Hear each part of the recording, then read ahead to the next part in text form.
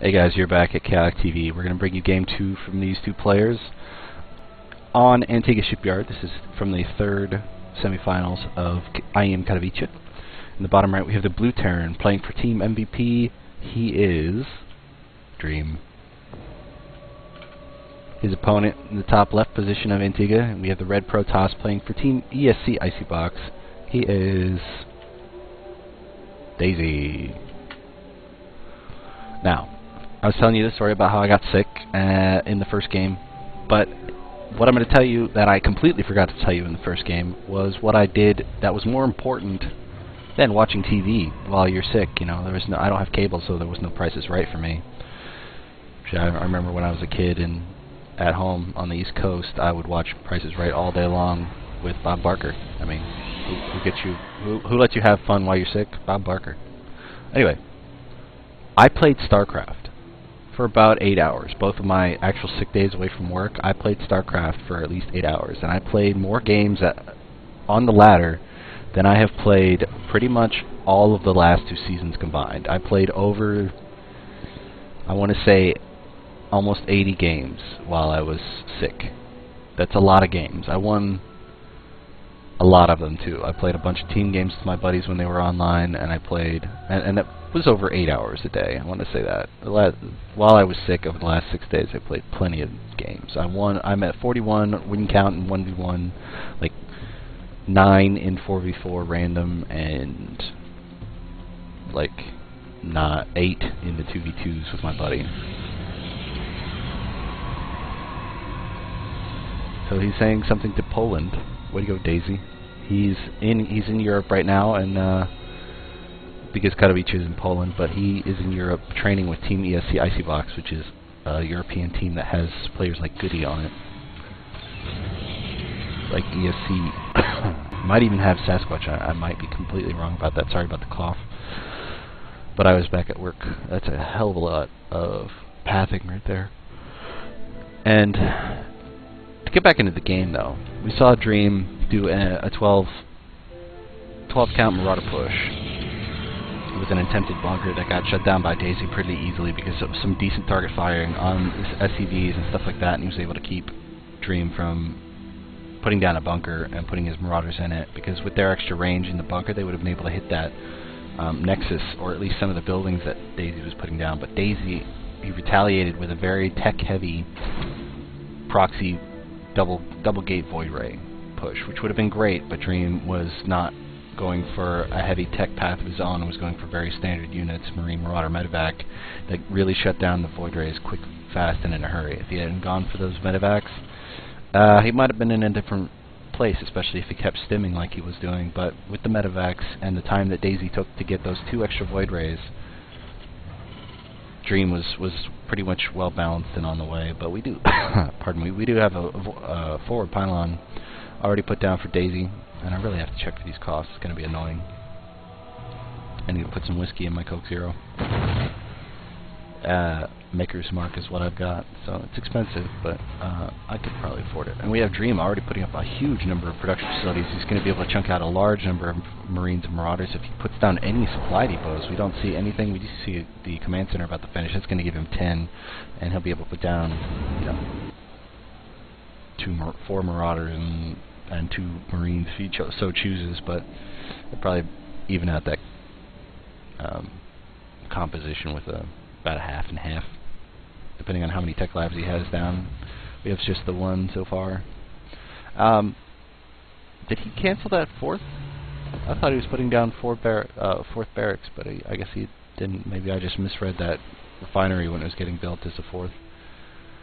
But as you see, he's already chunking out a huge number of these units. We have another single Stargate, and he's going to put down Void Rays. Wow. ESC Daisy going for Void Rays again. Maybe it'll actually work in this game. We've got more gateways coming out to balance this out. And I don't know why he's putting them there, except maybe to hide them, which is a good deal. But since Dream hasn't moved across the map yet, even if he does move into Daisy's base, Daisy can get these 2 pylons knocked out, and he'll be completely shut down as opposed to warp ins. and he'll be kind of SOL when it comes to that. But we do have the first Void Ray out, another one being chrono boosted out right away, and these 2 extra gates have finished. Forward pylon that has not been spouted, or excuse me, I hit the back button. Now we see the forward pylon being built. That's actually kind of cool. I'm going to watch this SCV actually pick it up, which is what the V button was what I was looking for. So now Dream knows that there's a forward pylon coming down and there's a push, and he's already got 2 Marauders out. He's building another couple of Marauders as well as a factory to start moving into his higher tech. And if Daisy can actually hit this before the medevacs get out, then I think Dream might be on the back foot permanently right into the next game. He does have a slightly higher supply right now, but the harvester count is the same, and the only difference is about a Marauder, which really isn't going to help against this Void Ray. The Void Ray, when it gets fully charged up, is going to do a heck of amount of damage to these armored biological Marauders that are down here. Another pylon. These 4 pylons give him more warp-in ability, but they also give him more supply, which is what he needs with that warp-in capability. He's putting down another gateway back home, it looks like, to continue his 4-gate plus Void Ray pressure. He's already warped in on the low ground, which is what this pylon was for, as opposed to this one, which was just simply a power these. And give him... Oh, he's putting down a lot of ground pressure here so that he keeps the ground units busy, especially those Marine that can shoot up, and he doesn't really need all the Zealots in the world, or excuse me, all of the Stalkers in the world to be able to do...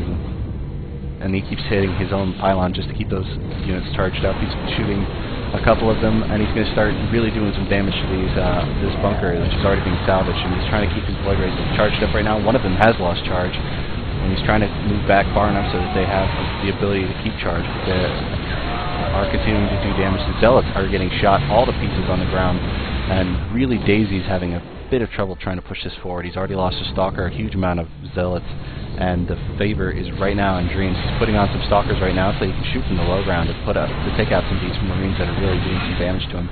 He's taking out that supply depot so that there's no block coming up, but the Marauders the single Marauder in that bunker has the extra range that is pushing out on the units of the below ground. He's killing this refinery so he can't build any more Marauders.